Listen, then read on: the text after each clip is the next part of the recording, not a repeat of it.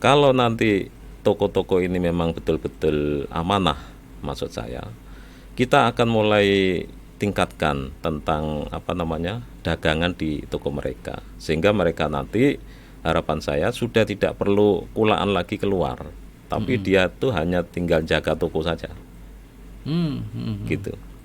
Seperti konsep yang saat ini juga tren itu toko Madura gitu loh mas. Ya. Itu kelontong yang mulai in saat ini.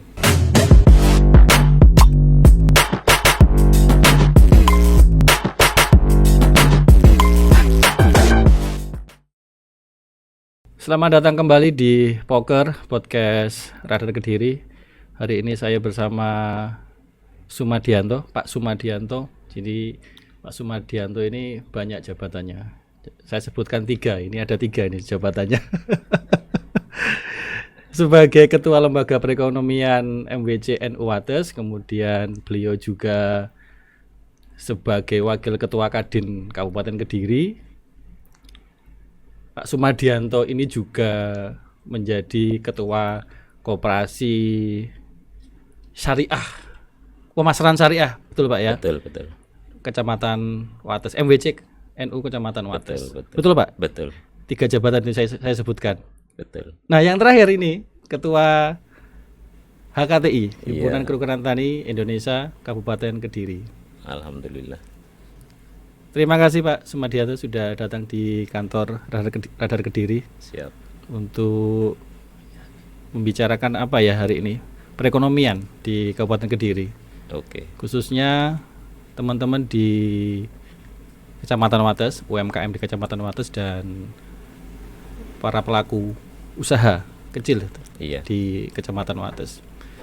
Pak, saya ingin tahu tentang tadi koperasi pemasaran ya, koperasi pemasaran syariah yang ada di MWC NU Kecamatan Wates. Itu sebenarnya seperti apa konsep dari koperasi itu, Pak?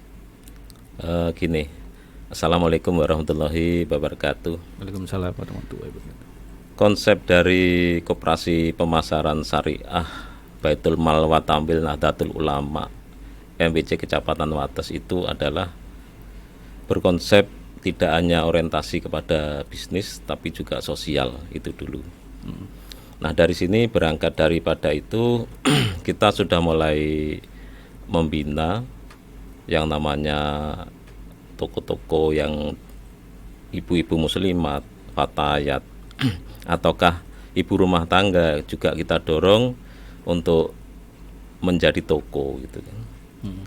Nah dari situ secara otomatis harga ini saat ini memang kita kasih harga sangat murah karena konsep saya adalah mengkombinasi antara jasa keuangan kepada sektor real gitu kan, sehingga kita ambil profit ini sangat minim sekali gitu. Karena harapan besar saya bahwa ini nanti akan bisa dibuka di setiap kecamatan, sekabupaten, kota, bahkan target besarnya adalah Jawa Timur itu. Di sosial kita juga banyak kegiatan, suatu contoh keagamaan. Dari situ kita himpun dana ini dari susuan, sodakoh, dan infak. Dari situ kita mulai bergerak juga di kegiatan keagamaan, ibu-ibu muslimat yang berkegiatan keagamaan kita bantu snack, konsumsi, begitu-begitu. Dan juga alhamdulillah kemarin juga kita berbagi takjil, ramai sekali kemarin di kantor MWC Wates itu, begitu. Iya. Tahun berapa itu berdiri? Koperasi Alhamdulillah kita ini belum 1 tahun, kita berdiri di tanggal 9 bulannya Juni kalau nggak salah ya. Itu jadi belum 1 tahun mas. Tapi memang alhamdulillah atas dukungan dari ibu-ibu muslimat terutama juga fatayat mendukung kami sehingga ini lebih cepat berkembangnya karena memang pada saat sekarang apalagi dengan kenaikan bahan-bahan pokok itu ibu-ibu merasa terbantu gitu loh mas, karena kita memang ambil profitnya sangat tipis sekali, sehingga ini gerakannya memang cepat itu. Saya juga kadang ini nderek nih lah ngisi di kegiatan-kegiatan pengajian ibu muslimat untuk promosi gitu. Begitu. Ya. Bedanya dengan koperasi simpan pinjam, Pak, apakah ada perbedaan atau memang itu sama sebetulnya? Mestinya sama sekali berbeda, Mas. Jadi konsep kita ini kan bergerak di sektor real gitu kan. Kalau simpan pinjam ya memang simpan pinjam, minjamkan uang, kembalinya uang gitu kan. Itu. Nah, sekaligus di sini memang tantangan bagi saya lah di Kabupaten Kediri ya khususnya untuk mulailah mengikis yang namanya paradigma yang ada di masyarakat, Mas, bahwa koperasi ini saat ini atau kemarin-kemarin ini kan identik dengan bank pledget itu loh, Mas. Ya. Nah, di situ mulai saya rombak lah cara berpikir masyarakat bahwa saya ingin membuat suatu gerakan koperasi melalui sektor real itu. Apapun, semua bidang yang ada di masyarakat bisa kita akomodir sebenarnya itu. Tinggal kita nanti permintaannya apa daripada anggota dan masyarakat. Peternakan kita bisa layani gitu. Atau bidang-bidang pertanian juga bisa kita layani kan begitu. Hampir semua bidang yang ada di masyarakat. Di dalam badan hukum di situ tercantum banyak sekali yang tercantum di situ. Meskipun memang ada sedikit sekali porsi itu simpan pinjam, tapi itu tidak menjadi prioritas. Karena yang jelas yang namanya anggota itu pasti ada yang nyimpan gitu loh, Mas. Nah, otomatis berarti simpan pinjam itu tetap ada, tapi porsi sangat kecil sekali. Itu kurang lebih begitu. Porsi yang besar berarti di sektor mana? real itu. Sektor real ya. Sektor real. Ada berapa sekarang anggota di koperasi? Alhamdulillah saat ini berdiri sekian bulan ini sudah ada 200-an anggota. 200 anggota. 200 anggota. Dan memang di situ kita ingin ngajak anggota sebanyak mungkin sehingga kita di situ untuk simpanan pokok itu sangat minim, Mas, 100.000 tiap satu kali. Simpanan wajib itu hanya 5.000 tiap bulan gitu. Itu kan sangat terjangkau di kalangan bawah lah begitu. 200 itu siapa saja, Pak? Mereka itu ya berbagai macam. Ini ada dari muslimat, dari fatayat, terus ada dari adik-adik IPPNU, IPNU gitu-gitu. Itu lebih banyak di warga Nahdijin sih, Mas, yang saat ini bergabung itu.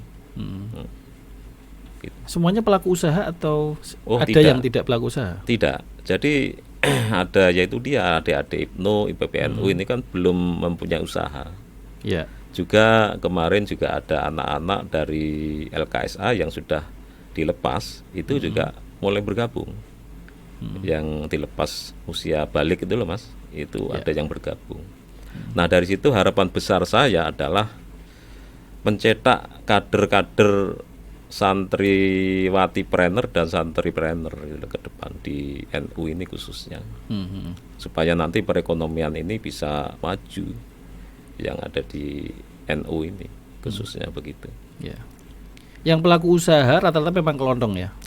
Saat ini yang jelas terlihat memang kelontong, karena kalau saya amati dari bapak-bapak ini masih ragu dengan keberadaan kita ini, saya juga belum mendalami saya itu. Yang jelas dari bapak-bapak kemarin juga ada masuk, wah ini saya harus segera masuk, kalau enggak nanti sudah terlanjur besar nanti malah tidak mendapat manfaat maksimal katanya. Oke sih, monggo saya bilang gitu kan. Kurang lebih begitu. Tapi dari petani itu kayaknya belum. Padahal harapan saya juga petani ini di warga Nahdijin ini kan sangat besar, Mas, itu. Banyak ya? Banyak sekali di kabupaten ini. Mayoritas lah saya rasa itu. Berarti masih sebagian besar itu pelaku usaha kelondong di Kecamatan Wates yang masuk ke koperasi ini. Betul. Bapak-bapak atau ibu-ibu itu Pak yang paling banyak memang? Campur ya.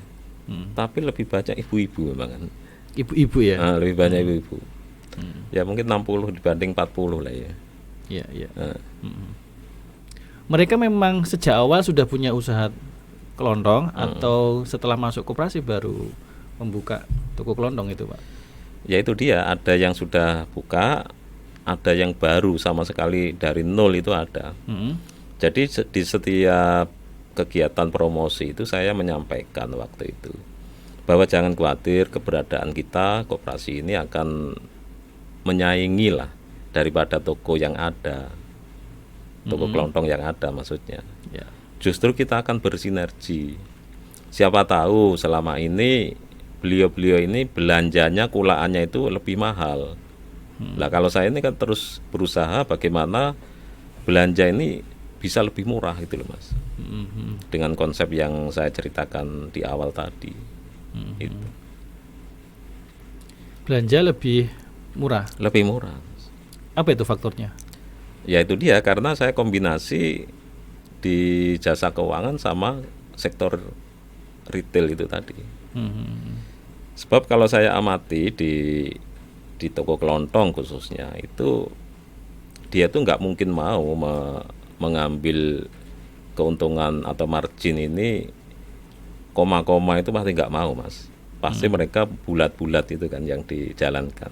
Yeah. Nah sedangkan kan kalau di koperasi kita ini kan bukan itu yang dihitung, tapi adalah berapa persen lah ya yang kita targetkan gitu, dan sangat nipis itu. Begitu. Yeah. Jadi pelaku usaha yang akhirnya bergabung di koperasi ini, apa mereka dapat manfaatnya setelah ikut? Menurut saya banyak sekali sih Mas. Jadi gini, pada saat-saat ekonomi lagi lesu itu kan, saya mengamati lah di daerah atau di Kecamatan Wates, toko-toko kelontong ini terkadang mereka itu pinjemnya kan ke koperasi yang harian gitu loh Mas, untuk mengisi dagangan itu kan. Yeah. Nah untuk modal gitu loh Mas, karena kapasitas mereka masih kecil. Nah dari situ dengan kehadiran kita ini saya akan ambil profit sangat tipis, sehingga mereka akhirnya mulai bergerak untuk bergabung. Begitu. Ada perbedaan konsep tidak dengan toko-toko kelondong yang lain atau sama saja sebetulnya Pak? Nantinya begini Mas, kalau ini insya Allah besok atau lusa ini kita undang mitra-mitra toko yang kita bina itu. Di situ harapan saya bisa memberikan arahan lah. Kalau nanti toko-toko ini memang betul-betul amanah, maksud saya, kita akan mulai tingkatkan tentang dagangan di toko mereka, sehingga mereka nanti harapan saya sudah tidak perlu kulaan lagi keluar, tapi dia tuh hanya tinggal jaga toko saja. Gitu. Seperti konsep yang saat ini juga tren itu toko Madura gitu loh Mas. Ya. Itu kelontong yang mulai in saat ini. Gitu. Tidak keluar Wates atau tidak keluar kabupaten? Tidak keluar rumah maksudnya. Tidak keluar rumah, dia itu hanya fokus jaga toko. Oh gitu ya. Iya. Sehingga kan lebih enak gitu kan. Meskipun di awal-awal mereka ini juga membandingkan satu dengan yang lain itu pasti Mas, itu tantangan buat kita, tapi nggak apa-apa. Kemarin untuk menarik minat itu saya pastikan ada beberapa komoditas yang betul-betul saya kendalikan itu kan, terutama beras, minyak sama gula gitu kan. Itu sangat nipis sekali Mas saya itu. Karena untuk magnet itu kan. Seperti itu. Yeah. Persaingan di toko kelondong itu kan sebetulnya dengan ini juga Pak, dengan minimarket yang sekarang tersebar di mana-mana, termasuk mungkin di Kecamatan Wates juga banyak. Itu bagaimana teman-teman pelaku usaha ini supaya tetap bisa eksis dengan dengan ini persaingan dengan minimarket? Siap. Itu gini, kalau saya amati dan kemarin karyawan kita ini saya suruh studi banding lah untuk membandingkan harga di apa namanya minimarket lah, kita nggak perlu sebut nama ya Mas. Yeah. Nah dari situ harga kita itu lebih murah karena memang rencana ke depan kalau mitra-mitra ini juga bertumbuh, kita ini juga akan menyiapkan outlet sendiri Mas. Yang kita mikrokan dari minimarket itu kita mikrokan volume itu. Ya mungkin kalau hitungan saya konsep kontainer box itu loh Mas, itu mungkin ya muat lah 1.500 item, itu sudah layak menjadi mikro market itu nanti ke depan. Itu yang akan kita jalankan juga ke depan. Setelah kepercayaan dari anggota itu tumbuh, masyarakat tumbuh, itu kan mulai saya jalankan itu. Lebih murah, tapi biasanya orang-orang sering datangnya ke minimarket Pak. Ada problem apa sebetulnya? Nah itu mungkin fasilitas sih Mas, saya lihat itu memang ya pinternya minimarket, tempatnya ber-AC ya kan. Iya betul. Terus nyaman, lampunya terang itu loh. Ini kelihatannya juga apa ya, belum dipahami lah dengan teman-teman pelaku usaha di bidang minimarket kalau saya lihat. Kalau yang konvensional itu loh Mas, mereka belum berani yang namanya membranding tokonya itu. Kalau saya fokuskan branding saya. Di branding juga ya Mas ya. Branding saya nanti. Makanya kalau saat ini Mas Bas lewat kantor kami itu terlihat nanti bahwa di situ mulai nampak kantor itu nanti. Kalau yang dulu mungkin melirik pun enggak, kalau besok mungkin akan dilirik itu insya Allah. Baik, teman-teman pelaku usaha ini juga dibekali dengan branding ya, supaya konsumen itu mau datang meskipun kan kalau misalnya minimarket itu meskipun mahal kan mereka juga mau datang ke situ. Termasuk pelayanannya kan juga bagus kalau di minimarket. Apakah itu juga sama nanti di koperasi ini Pak? Itu gini, kalau toko kelontong binaan atau mitra memang kita sudah tidak mengikuti harga jual Mas. Tapi kalau yang kita branding total itu nanti adalah outlet kita sendiri. Outlet toko BMTNU gitu. Itu akan kita branding besar-besaran. Artinya kita siapkan anggaran lah untuk branding itu memang. Mau saya begitu. Sehingga nanti kita bisa bersaing lah dengan toko-toko minimarket yang lain, harapan saya begitu. Dan saya yakin memang warga Nahdijin ini banyak yang belanja ke minimarket itu sebenarnya. Itu kan eman lah Mas. Padahal di lembaga perekonomian NU sendiri ada minimarket. Itu secara otomatis nanti saya juga akan menggandeng terus bersinergi dengan Rois Suriah sama Tanfidia supaya mengarahkan lah. Karena pada saatnya nanti itu kita mulai buka cabang di kecamatan-kecamatan lain, itu ada kontribusi Mas nanti ke MWC, sehingga kita juga ikut serta menggerakkan yang namanya organisasi NU-nya gitu. Jadi kita alokasikan lah, misalnya suatu contoh di MWC Wates itu nanti 1 tahun itu berapa SAU yang didapat, nanti berapa persen juga akan kita kontribusikan. Target saya di akhir tahun 31 Desember 2024 kita sudah bisa memberikan kontribusi ke MWC setempat itu. Target saya begitu. Ini baru di Kecamatan Wates, di kecamatan lain belum ada berarti? Saat ini mulai, kemarin sudah kita mulai coba ke Kecamatan Kandat, terus insya Allah dalam waktu dekat lah setelah Lebaran mungkin kita mulai masuk di MWC kota Mas. Itu kemarin kita sudah ketemu sama Ketua Tanfidia, sudah diskusi panjang lebar, beliau siapkan tempat itu. MWC di Kota Kediri? Kota Kediri. Kalau yang di Kabupaten Kediri? Kabupaten kemarin mulai kita coba ke Ngancar, Kandat itu, tapi memang masih kecil skalanya dibanding Wates itu. Memang kita butuh waktu karena memang kita sendiri ini berangkat itu dari nol, Mas. Sehingga saya harus menata manajemen secara khususnya gitu loh. Supaya nanti begitu nanti dibuka di cabang lain, ini tidak menjadi kendala gitu loh. Saya takut itu karena memang ini juga menyerap dana dari anggota gitu loh, Mas. Kan kita harus ekstra hati-hati di dalam hal manajemen terutama itu. Supaya nanti selain bisa belanja murah, mereka kalau ada kepercayaan bisa menyimpan uangnya di koperasi ini. Gitu. Sebenarnya ini bagus sekali menurut saya, tapi ya memang butuh waktu lah, Mas, saya rasa.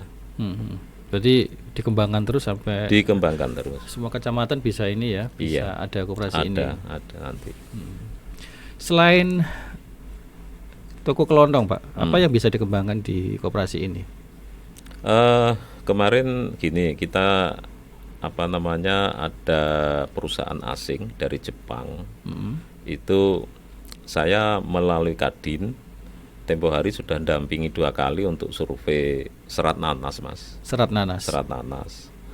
Dan alhamdulillah kemarin dari perusahaan itu kita arahkan untuk membuka usaha di Kecamatan Wates juga. Nah, ini harapan saya nanti petani nanas atau warga Nahdliyin yang ada di NBC Ngancar atau NBC Wates itu bisa ikut suplai nanti. Dan kalau itu nanti bisa terus berkembang, saya pasti yakin lah bahwa di Jepang ini kan juga butuh serapan nanas, Mas. Yang mana koperasi ini bisa itu nampung hasil panen yang grade A, B, kita ekspor lah ke Jepang. Sementara daun nanas bisa menjadi serat nanas yang mana nanti akan diproses, dipintal menjadi kain, yang mana ke depan bisa menjadi batik dan cenderamata. Daunnya nanas itu ya? Betul, daunnya nanas. Sudah ada, Pak, yang sudah ada dari kelompok tani kemarin. Cuma saya lihat perusahaan dari Jepang ini sangat tertarik karena memang melihat potensi nanas yang ada di Kabupaten Kediri ini kan ribuan hektar, Mas. Di atas 3.000 hektar kalau nggak salah. Itu. Bagus loh itu. Kalau misalnya bisa terwujud. Nah ya, itu yang nanas itu. Betul.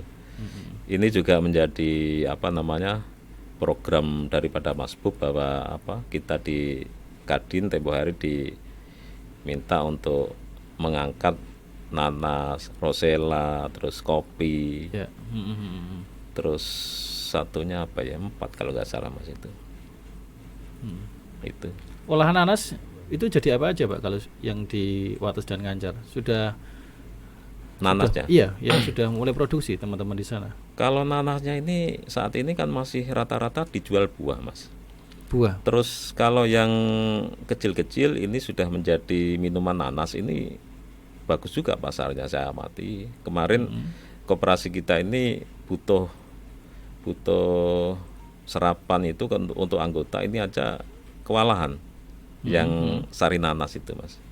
Artinya peluang ini juga menarik. Dan itu tidak harus nanas yang super kan, Mas. Cukup nanas yang kelas kecil-kecil itu. Yang nggak masuk grade itu bisa diproses. Itu bisa ya, diproses ya. Yang Jepang itu hanya menerima ini aja dia, yang daun nanasnya aja, atau olahan nanas bisa diekspor ke sana? Nah, itu dia. Saat ini dia ingin fokus satu dulu dan ingin membuktikan lah di sini kalau mereka itu bisa memproses daun nanas menjadi kain dan seterusnya itu. Setelah itu nanti akan melebar kemana-mana. Kalau nggak salah begitu. Ini perusahaan Jepang bergerak di bidang apa, Pak? Itu nama perusahaannya Food Ribbon, Mas. Itu bisa di googling di internet atau IG-nya itu udah ada itu. Itu nanti ada di Kecamatan Wates, insya Allah itu. Berarti memang dari sana memang tertarik ya untuk. Tertarik. Kemarin langsung CEO-nya itu datang ke nanas itu. Bukan olahan nanasnya, serat nanasnya ini. Serat nanasnya ya. Nah, makanya kalau nanti ini terus bersinergi lah, pastinya nanas itu akan nyampe ke Jepang juga gitu loh, Mas. Oh, plus Mangga Podang Mas, sorry tadi lupa saya. Mangga Podang ini sama Mas Bub disampaikan untuk ikut dipromosikan gitu. Iya, iya, iya. Itu. Kalau Mangga Podang kan di daerah barat sungai kan. Betul, betul. Daerah Tarokan, kemudian Banyakan, terus Grogol itu. Semuanya harus diolah. Itu dia. Bukan menjual buahnya saja kan. Betul, kalau betul. Diolah kan sudah ada tambahan nilai ekonomi Pak ya. Betul begitu. Kurang lebih begitu. Itu PR kita sehingga nanti ekonomi yang ada di Kabupaten Kediri kan otomatis terangkat juga toh Mas. Itu. Iya. Jadi kalau misalnya bisa terrealisasi akan semakin sejahtera nih. Harusnya seperti itu, teman-teman pelaku usaha di Kecamatan Wates dan kecamatan-kecamatan lain. Tapi pastinya kan tantangannya juga berat juga Mas. Apa itu Pak tantangannya? Ya meyakinkan anggota aja itu juga nggak mudah kan Mas, untuk meyakinkan orang bergabung itu kan juga nggak mudah.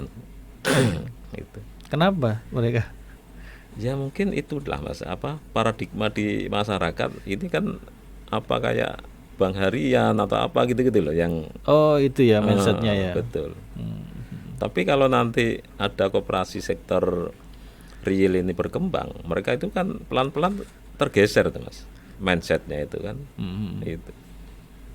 Ya itu yang membenahi mindset itu yang agak susah. Nah itu dia makanya.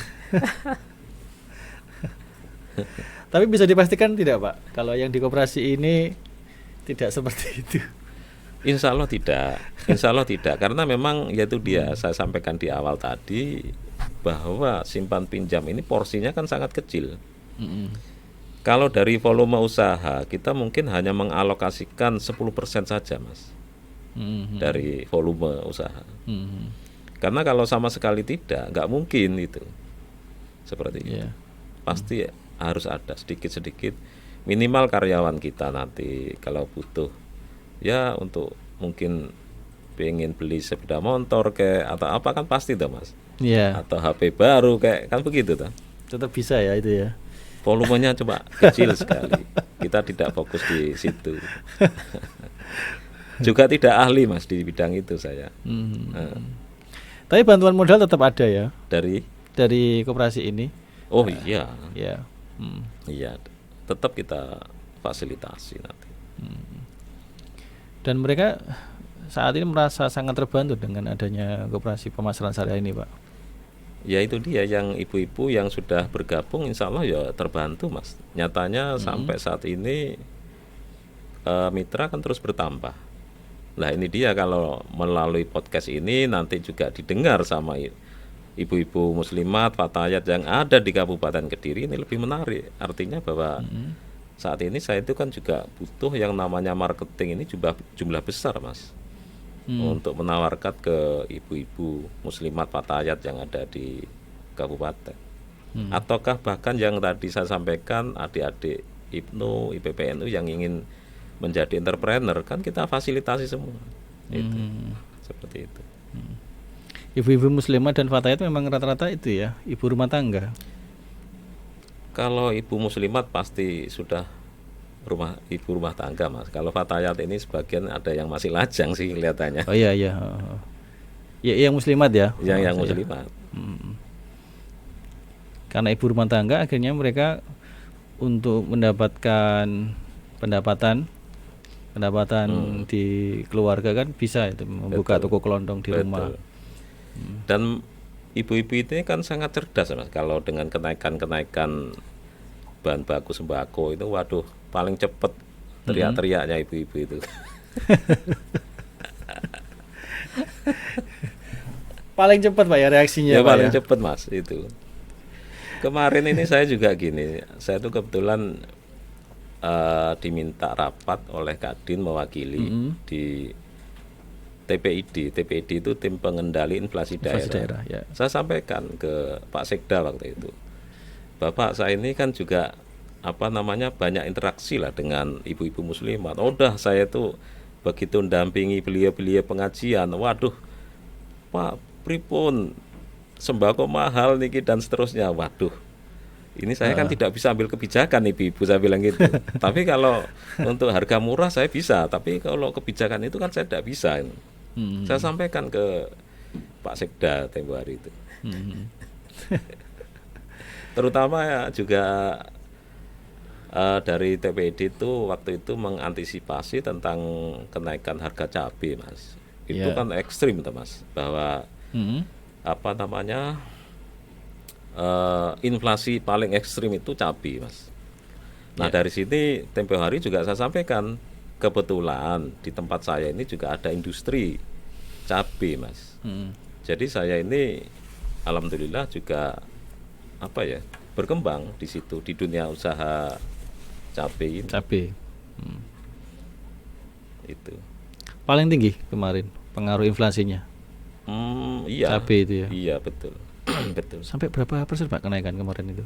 Kalau inflasi cabai kita ngomongnya itu di atas kadang 4.000%, Mas. Coba bayangkan dari harga 6.000 kadang 100.000. Berapa persen?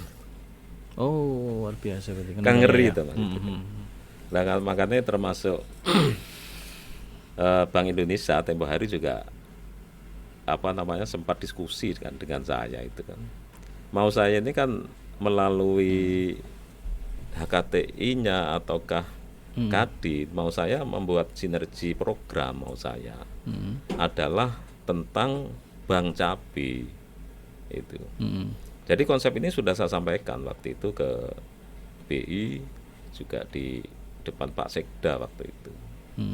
Jadi kalau bank cabai ini nanti bisa jalan, sebenarnya secara otomatis saya ini juga ikut membantu pemerintah menjaga inflasi, mestinya begitu. Yang mana saat itu saya sampaikan, kalau bibit suatu contoh itu dibantu dari BI atau pemerintah daerah. Sementara di Kabupaten Kediri ini kan masih banyak tuh, Mas, pekarangan kosong. Betul. Yang ada di kabupaten. Nah, kalau itu misal nih ibu-ibu muslimat Pattaya dikasih bantuan bibit sudah dalam bentuk polybag kayak bunga gitu loh, Mas. Lah itu nanti kan secara otomatis ibu-ibu ini kalau pas saat harga cabai mahal kan nggak beli tuh, Mas. Tinggal metik aja. Kan? Misal bantuan satu ibu rumah tangga 50 bibit itu kan. Cukup saya rasa untuk rumah tangga. Nah kan gitu kan. Lah tapi kalau misal harga cabai anjlok, kita siapkan yang namanya bank cabai itu. Jadi nanti ada apa namanya kelompok lagi itu yang nampung gitu loh, Mas. Cabai yang murah ditampung di situ, yang mana kan jadi uang lagi tuh, Mas. Nanti betul. Saya yang serap gitu loh, mau saya itu. Ada industri saya itu. Betul ya. Jadi semuanya terkoneksi, Pak. Terkoneksi gitu. Pak Sumadianto, ini terakhir sebelum kita tutup. Apa yang perlu disampaikan ke calon pelaku usaha ini supaya mereka berani untuk memulai usaha dan apa ya tadi, meninggalkan mindset lama. Monggo, Pak. Ya monggo lah teman-teman pelaku usaha khususnya warga Nahdliyin yang ada di Kabupaten Kediri maupun kota itu kan. Silahkan bergabung lah, bahwa kita ini maunya ini menggerakkan ekonomi umat memang. Terutama warga Nahdliyin. Nah dari situ apapun insya Allah bisa kita bantu lah. Apa yang misalnya butuh modalkah ataukah butuh toko dan seterusnya gitu. Insya Allah kita akan bantu. Kita juga terus apa namanya pengembangan ke situ intinya. Monggo saya persilahkan dengan menghubungi nomor resmi kita gitu. Itu. Yang penting berani dulu. Nah itu dia. Berani mencoba gitu, Mas. Biasanya nggak berani mencoba memang. Itu. Oke, terima kasih Pak Sumadianto. Siap. Obrolan kita hari ini tentang ekonomi kerakyatan ini kita obrolkan dari itu. Terima kasih, sukses untuk koperasinya dan sukses di HKTI-nya. Terima kasih Pak Sumadianto. Terima kasih.